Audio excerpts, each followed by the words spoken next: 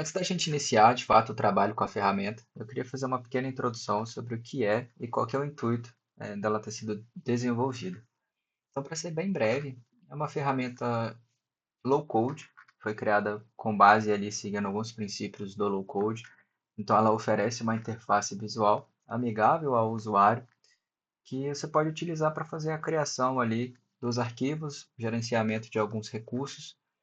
E uma das coisas principais aqui, um dos principais funcionamentos da ferramenta, é que diferente de muitas que a gente tem no mercado hoje, ela entrega 100% do código ao desenvolvedor.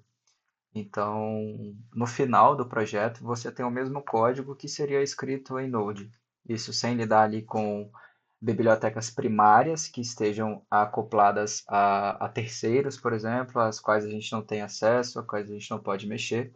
Ela possui algumas bibliotecas nativas que foram criadas ali para auxiliar no processo, mas essas bibliotecas são de total acesso. O que nós fizemos ali foi retirar alguns dados que podem se repetir em muitos projetos e tentar tornar isso mais amplo. Ao invés de atender somente o processo, somente o código que foi gerado para um projeto específico, a gente pode alimentar uma série de recursos que vem a ser reutilizada em novos desenvolvimentos, em novos projetos, tá? E qual que é o intuito, né, da ferramenta? Bom, a princípio, o que eu espero, o que eu imagino construir é uma inicialização de desenvolvimento.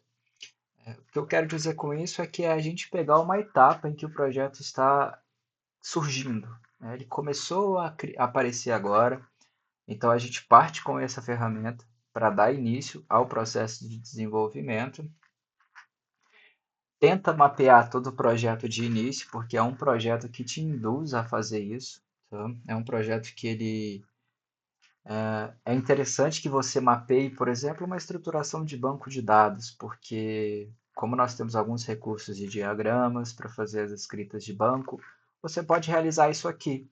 A diferença é que, fazendo isso aqui, ele vai te entregar o código já funcional em uma ampla gama de funcionalidades. Então, a ideia é sempre essa, é partir do princípio de um projeto não existente, para que vai iniciar o desenvolvimento agora, é tentar estruturar o máximo possível do projeto dentro da ferramenta. E depois existem uma série de formas ali de tratar o código gerado manualmente. Então você pode editar, você pode incluir novas funcionalidades, você pode remover funcionalidades, por mais que o código é muito simples, então a remoção, ela na maioria das vezes não vai ser um processo tão natural assim. Tudo que é removido, tudo que é alocado no código hoje, as variações de endpoints, de rotas, é possível deixar ela de certa forma, cru. Somente ali um CRUD que não valida, que não trata, que não inclui nada, somente recebe a requisição do usuário e salva no banco. Esse é o tipo de CRUD mais simples, né? É o tipo de criação, na verdade, mais simples que nós podemos ter. Então, menos do que isso, raramente nós vamos ter. Então, acredito que esses casos eles serão feitos, talvez manualmente, por fora de todo o processo. Mas a ideia é essa, né? Eu não acredito que isso aqui vá fazer 100% de um projeto, até porque os desenvolvedores são necessários para fazer os recursos. A ideia é minimizar ações repetidas, é minimizar a revalidação de várias coisas que já foram testadas. Então a ideia é tentar trazer isso, é minimizar a perda de tempo, na verdade. E junto com isso, a ferramenta já traz também uma estruturação padronizada para escrita de testes. Então, nossos testes ali de integração, eles já vêm escritos se o desenvolvimento seguir o padrão do que ele mesmo oferece, tá?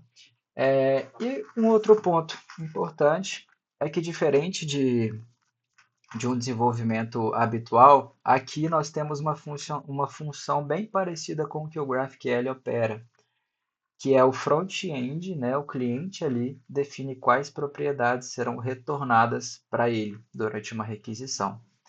Óbvio que existem fatores de segurança, então algumas propriedades que não podem ser retornadas não estarão disponíveis, tá? E isso é possível gerenciar durante o desenvolvimento e a gente vai falar um pouco mais disso nas próximas informações. E o último ponto que eu queria trazer nessa introdução é que o sistema ele não é a prova de erros. Então você pode fazer um endpoint quebrar mesmo utilizando a ferramenta visual. E aqui eu vou fazer uma pequena demonstração do que eu estou falando. Eu vou explicar isso aqui tudo mais à frente, o que é cada item, o que é cada informação, tá? Mas aqui, por exemplo, eu posso ter uma tabela né, uma tabela de usuários e o valor dela ser uma string. E eu posso vir aqui e ativar uma rota de criação store, que é uma rota que cria um dado. Porém, se eu não configurar na requisição dentro do body uma informação que venha aqui, né, uma informação que a gente pode exibir aqui para criar o dado, esse endpoint naturalmente vai quebrar, porque eu estou tentando criar um dado sem uma informação obrigatória. Então existem formas de quebrar a ferramenta caso você não se atente ao que está sendo feito. Por isso é muito importante entender como que o processo funciona. Para isso existem recursos também, né, para tentar minimizar essa série de erros que a gente tem. Existem recursos que geram essas informações automáticas, também vou mostrar um pouco mais disso ao longo das explicações. Mas é isso, eu queria trazer primeiramente esse overview, né, mais geral do processo, para que quem chegar até aqui consiga se situar um pouco melhor no qual que é o intuito da ferramenta. Beleza?